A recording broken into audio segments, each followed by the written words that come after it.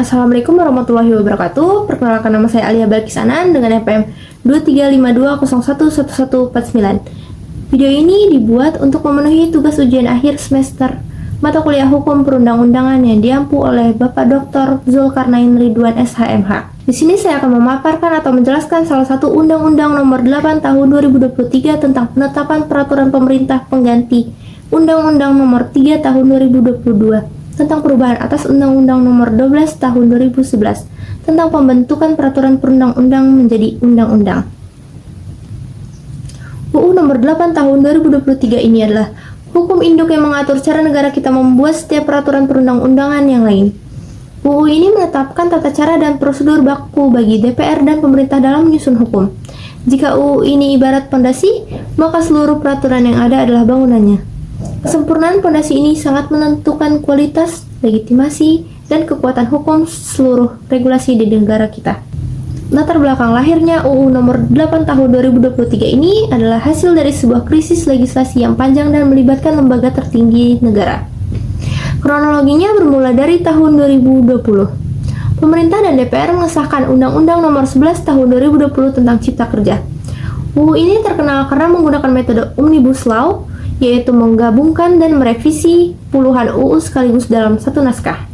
Meskipun tujuannya baik, yaitu mempermudah investasi, proses penyusunan UU ini sejak awal diwarnai kritik tajam.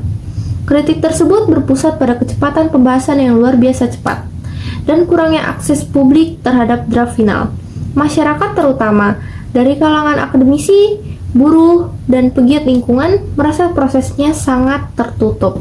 Akibat kritik tersebut, sejumlah pihak mengajukan uji materi ke Mahkamah Konstitusi. Puncaknya pada 25 November 2021, MK mengeluarkan putusan yang dimana sangat bersejarah karena menyatakan UU Cipta Kerja inkonstitusional bersyarat. MK tidak membatalkan UU tersebut secara total saat itu, tapi memerintahkan pemerintah dan DPR untuk memperbaiki proses pembentukan UU dalam waktu 2 tahun. Jika batas waktu tersebut terlampaui dan perbaikan tidak dilakukan, barulah UU Cipta Kerja dinyatakan inkonstitusional secara permanen dan batal demi hukum. Mengapa MK memutuskan demikian? MK menemukan adanya cacat formal dalam proses pembentukan UU Cipta Kerja. Yang paling fatal, prosesnya dianggap melanggar atas keterbukaan dan gagal menjamin adanya partisipasi masyarakat yang bermakna. Artinya, negara telah melanggar hak konstitusional warga negara untuk ikut serta dalam menentukan hukum yang mengatur kehidupan mereka sendiri. Untuk mematuhi perintah MK dan menghindari kevakuman hukum yang bisa terjadi jika batas waktu perbaikan terlampaui, pemerintah kemudian menerbitkan peraturan pemerintah pengganti Undang-Undang Nomor 2 Tahun 2022. PPU ini secara langsung mengubah UU Nomor 12 Tahun 2011 tentang pembentukan peraturan perundang-undangan. Inilah yang kemudian disahkan dan ditetapkan oleh DPR menjadi Undang-Undang Nomor 8 Tahun 2023. Jadi, UU Nomor 8 Tahun 2023 ini adalah konsekuensi hukum langsung dari perintah MK dan upaya negara untuk memperkuat prosedur legislasi agar tidak terulang lagi cacat formal yang pernah membatalkan UU Cipta Kerja. Tujuannya adalah menjamin legitimasi dan kualitas setiap hukum yang dibuat. Substansi kunci dari UU ini adalah memasukkan dan memperjelas konsep partisipasi masyarakat yang bermakna. Ini adalah jaminan bahwa masyarakat tidak hanya dilibatkan sebagai formalitas. Partisipasi yang bermakna mensyaratkan 3 pilar utama. Yang pertama, hak untuk didengarkan pendapatnya. Kedua, hak untuk dipertimbangkan pendapatnya. Ketiga, hak untuk mendapatkan jawaban dan penjelasannya. 5 aturan paling penting untuk diketahui oleh publik. Yang pertama, partisipasi masyarakat diperjelas tahapannya. Pasal 96 yang mengatur secara rinci tentang hak masyarakat untuk memberikan masukan. Aturan ini mewajibkan lembaga DPR dan pemerintah untuk melibatkan masyarakat secara aktif, terutama pada tahap perumusan awal dan saat pembahasan daftar masalah. Perlindungan hak konstitusional. Aturan ini adalah jaminan konstitusional bagi warga negara. Apabila ada rancangan undang-undang yang memengaruhi sektor krusial, hak masyarakat untuk menuntut dilibatkan menjadi lebih kuat dan terstruktur. Yang kedua, kewajiban akses seluruh dokumen RUU pasal 43 yang mengatur kewajiban untuk mendokumentasikan dan mempublikasikan naskah RUU dan naskah akademik.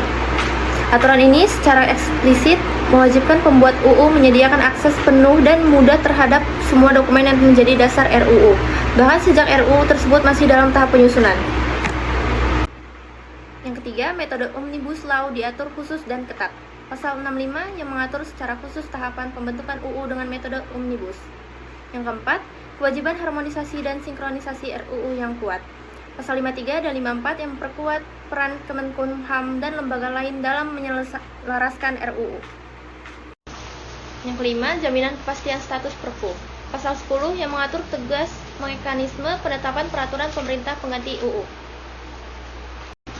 Relevansi UU bagi kehidupan masyarakat. UU ini mengubah status warga negara dari objek hukum menjadi subjek aktif dalam proses legislasi. Negara kini wajib melibatkan Anda dalam perumusan kebijakan yang menyangkut hidup Anda. UU ini menjadi benteng pelindung terhadap pembuatan hukum secara tertutup atau sembunyi-sembunyi. Jika UU tersebut membatasi hak dasar Anda, misalnya hak atas lingkungan yang baik atau hak kebebasan berserikat. Dampak pada kehidupan ekonomi, kepastian hukum mutlak untuk investasi. Bagi dunia usaha dan investasi, kepastian hukum adalah modal utama. Adanya aturan harmonisasi yang ketat dalam UU ini berarti peraturan baru akan minim tumpang tindih dengan peraturan lama. Hal ini menciptakan iklim investasi yang jauh lebih stabil dan dapat diprediksi. Investor tidak perlu khawatir bahwa aturan di pusat bertentangan dengan aturan di daerah. Aturan tentang harmonisasi dan sinkronisasi akan mengurangi biaya kepatuhan bagi perusahaan. Ketika peraturan tidak saling bertentangan, waktu dan sumber daya yang dikeluarkan perusahaan untuk mematuhi regulasi akan berkurang drastis, sehingga mendorong efisiensi dan pertumbuhan ekonomi. Sering menjadi korban pertama dari tumpang tindih regulasi yang membingungkan, proses legislasi yang transparan dan harmonis akan menghasilkan regulasi yang lebih sederhana dan ramah UMKM. Mendukung pertumbuhan sektor ekonomi kerakyatan.